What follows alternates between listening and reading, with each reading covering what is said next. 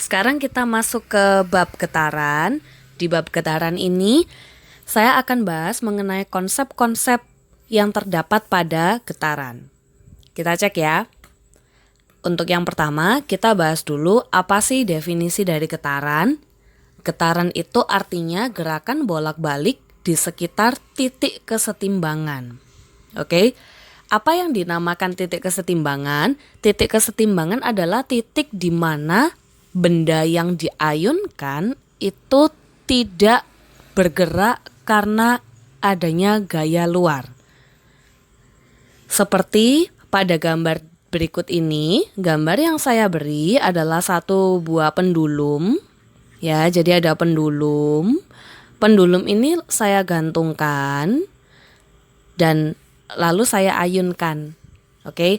Ketika ayunannya terdapat di titik A, titik B, dan titik C, ya saya namai titik A, titik B, dan titik C, maka kita bisa mengetahui berapa getaran yang terjadi.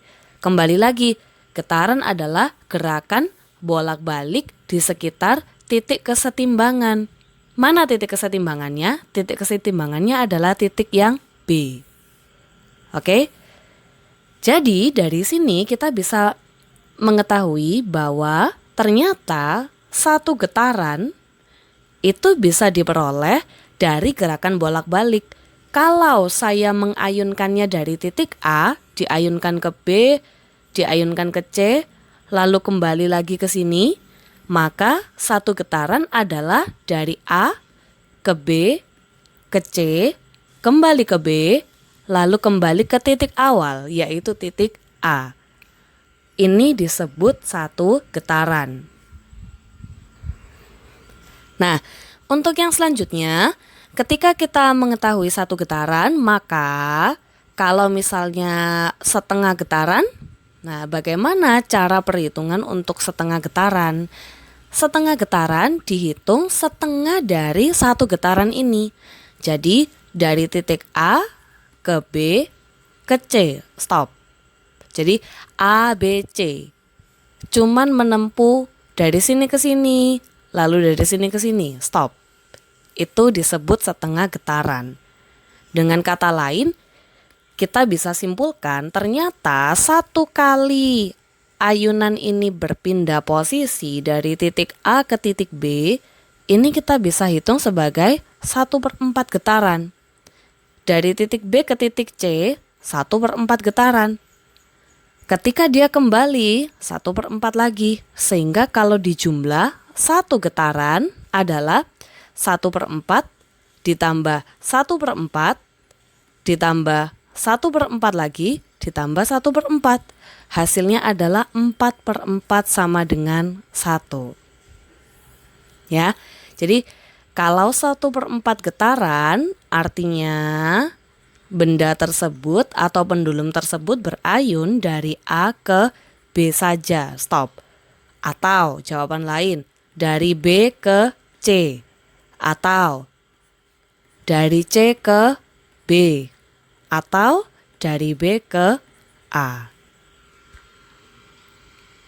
Sekarang kita akan mengenal beberapa besaran yang terdapat pada getaran.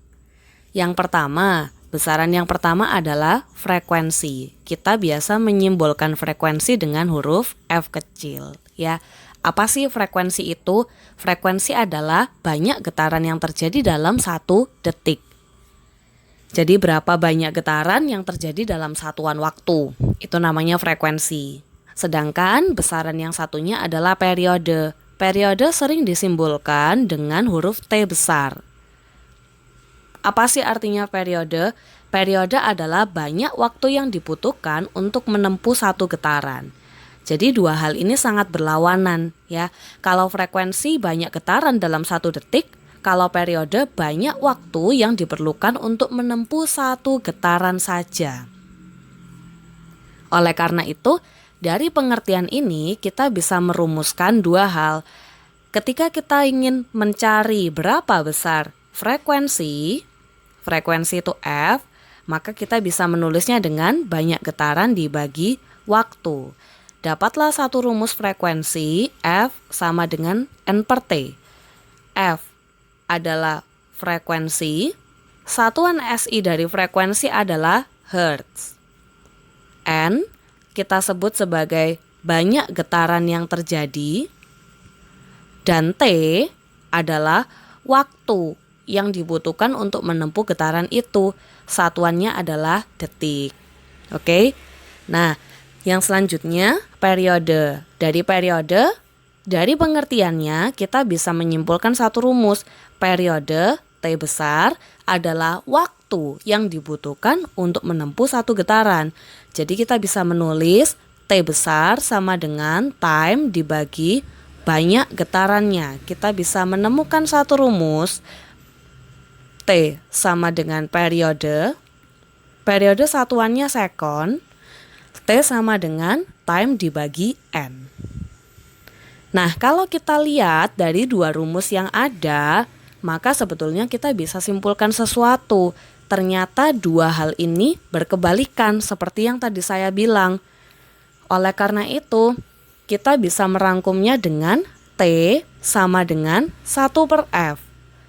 Atau bisa juga ditulis F sama dengan 1 per T.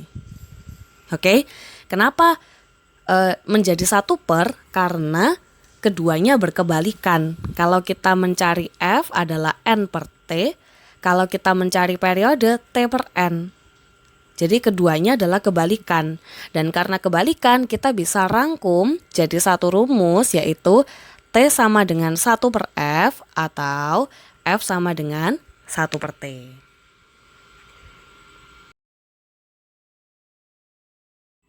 Sekarang kita coba untuk membahas contoh soal. Kita ke contoh soal yang pertama, ya. Nah, untuk contoh soal yang pertama, di sini terdapat sebuah bandul atau pendulum yang diketahui bergetar dari titik A ke B ke C dalam waktu 0,2 detik. Pertanyaannya, tentukanlah frekuensi getaran bandul. Nah, dari sini kita tulis dulu ya yang diketahui. Yang diketahui adalah banyak getarannya bergetar dari A, berarti dia posisi awal di sini, dia lalu ke B, setelah ke B, dia lalu ke C, dan stop, berhenti di sini. Nah, ingat yang sebelumnya kita pelajari, dari A ke B ke C, itu berapa banyak getaran yang sudah terjadi. Ya, dari penjelasan sebelumnya, saya sudah jelaskan bahwa dari A ke B, kita bisa hitung sebagai 1 per 4 getaran. Oke, dari B ke C kita bisa hitung 1 per 4 getaran juga. Jadi kesimpulannya dari A ke B ke C, dari A ke B ke C itu adalah setengah getaran. Nah, apa setengah getaran ini? Setengah getaran ini adalah N, jumlah getarannya adalah setengah. Jadi gitu, ya. Lalu diketahui lagi dalam waktu 0,2 detik. Waktu itu time, T kecil, 0,2 second. Pertanyaannya, berapakah frekuensinya? Langsung aja kita jawab. Maka kita bisa tulis frekuensi sama dengan banyak getaran dibagi waktu. Maka kita masukkan apa yang sudah diketahui, 1 per 2 dibagi 0,2. Kita sederhanakan ya, 0,5 gini dibagi 0,2 sama dengan 5 per 2. Atau kalau mau kita jadikan desimal, 2,5 Hz. Jadi inilah jawabannya untuk soal yang nomor 1. Gampang kan? Jadi yang pertama yang harus kalian lakukan adalah menganalisis berapa banyak getaran yang terjadi. Setelah itu baru kalian masukkan ke rumus yang sesuai. Sekarang kita ke soal nomor 2. Di soal nomor 2 ini kita baca ya soalnya. Diketahui ada satu pendulum atau bandul. Nah, bandul ini bergetar awalnya dari titik B ke C ke A lalu ke B dalam waktu 0,15 detik. Pertanyaannya adalah tentukan periode getaran bandul tersebut. Nah, seperti cara yang sebelumnya, kita analisa dulu.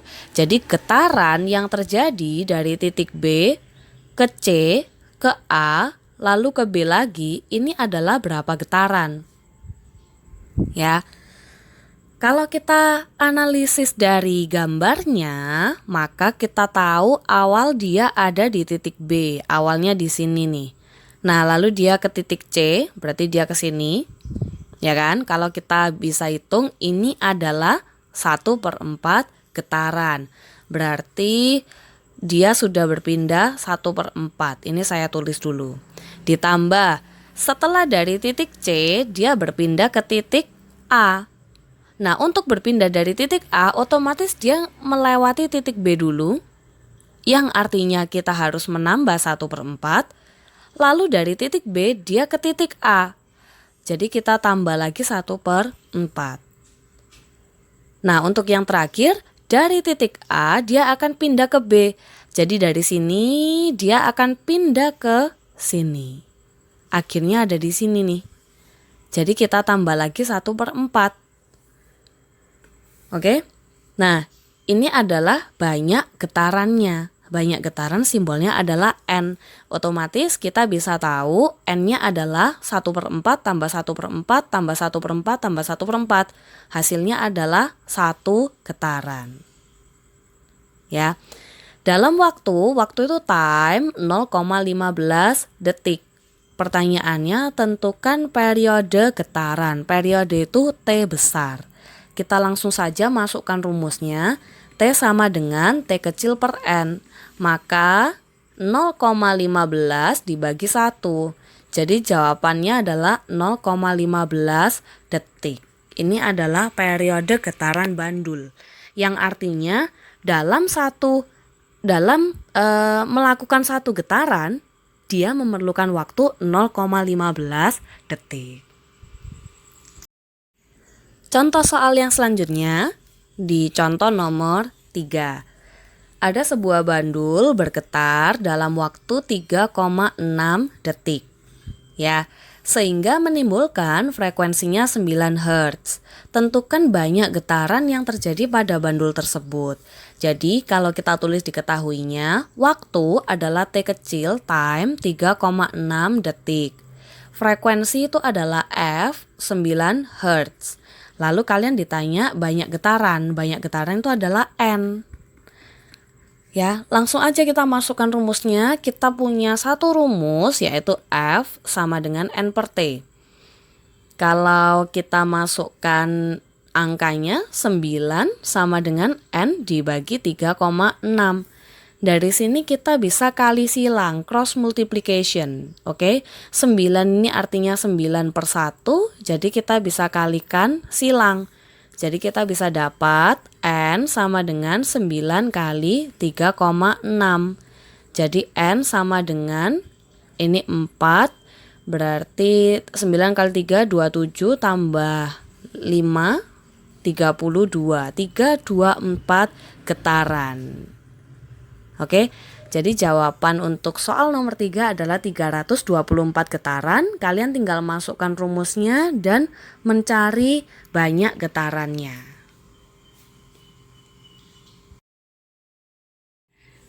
Kita ke contoh soal yang terakhir, yaitu contoh soal nomor 4. Ya, nomor 4 ini diketahui sebuah pendulum memiliki periode 0,25 detik.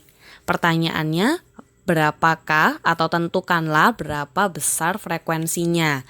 Nah, dari sini kalian diketahui periode adalah T besar ya. T besar sama dengan 0,25 detik. Nah, pertanyaannya berapa frekuensinya? Dari sini kalian bisa pakai cara F sama dengan 1/T. Seperti yang saya sudah jelaskan sebelumnya bahwa dua rumus ini adalah berkebalikan. Jadi kita bisa menggunakannya ya. Jadi F sama dengan 1 dibagi 0,25. Kalau kalian mau kalikan supaya komanya hilang, kali 100/100. Maka kita bisa dapatkan F sama dengan 100/25 sama dengan 4 Hz. Nah, ini jawabannya ya. Kalian bisa pelajari, kalian bisa dengarkan ulang kalau masih ada yang belum mengerti. Hopefully video ini bisa membantu kalian dalam belajar. Oke? Thank you.